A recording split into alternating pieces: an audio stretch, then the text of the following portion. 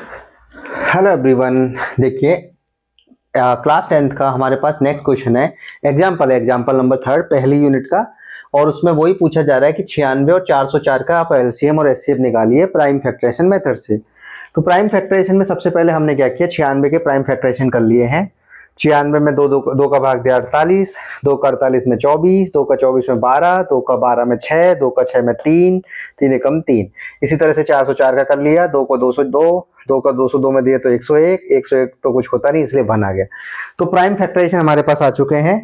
और 96 का तो आया, देखो 2 की पावर कितनी 5, तो 1 2 3 4 5, इसलिए 5। 3 की पावर है 1 तो खत्म, 101 इसमें है नहीं तो 0 मान लिया। 2 की पावर 2 इसमें है, 101 इसमें एक बार है और 3 इसमें नहीं है इसलिए इसको 0 मान लिया। तो ये हो गया हमारा प्राइम फैक्टराइजेशन कंप्लीट। अब हमें निकालना है एचसीएफ और एलसीएम। एचसीएफ में हम देखते हैं कॉमन फैक्टर की कौन सी पावर लेते हैं, लोएस्ट पावर। तो देखो यहाँ पर कॉमन फैक्टर कौन है, 2 लेना है ना, तो उसकी कौन सी लोएस्ट पावर लेनी है, तो 2 की पावर 5, 2 की पावर 2, तो लोएस्ट कौन है 2 की पावर 2। ऐसे 101 की पावर 1 इसमें, 101 की पावर 0 उसमें, तो कौन से लेंगे 101 की पावर 0। 3 की पावर 1, 3 की पावर 0 से लोएस्ट क्या है 3 की पावर 0। किसी की भी पावर 0 आंसर हमेशा 1 आता है, इसलिए ये हो गया 2 इंटू 2 करेंगे तो 4, इसलिए इसका जो एचसीएफ है वो कितना है 4।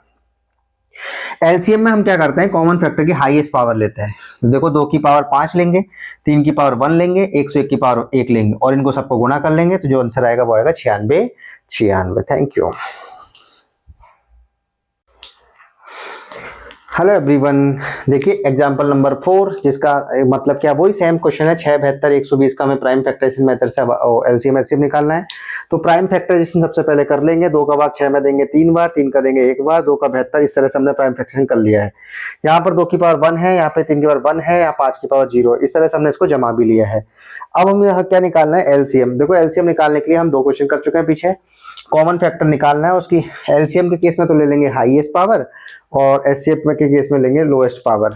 तो देखो 2 की पावर 1 3, 3 में से हाईएस्ट कौन है, 2 की पावर 3, 3 की पावर 1 2, 1 में से हाईएस्ट कौन है 3 की पावर 2, 5 की पावर 0 0 0, 1 में से कौन हाईएस्ट है 1, इसलिए वहां पर हमने लिख दिया और सबको गुणा कर लिया, 360 उसका आंसर आ गया। नेक्स्ट, कॉमन फैक्टर की लोएस्ट पावर लेनी है। तो 2 की पावर 1 3, 3 में से 1 ले लेंगे, 3 की पावर 1 2, 1 में से 1 ले लेंगे, 5 की पावर 0 0, 1 में से 0 ले लेंगे और इस तरह से गुणा करके इसका आंसर निकाल देंगे। Thank you.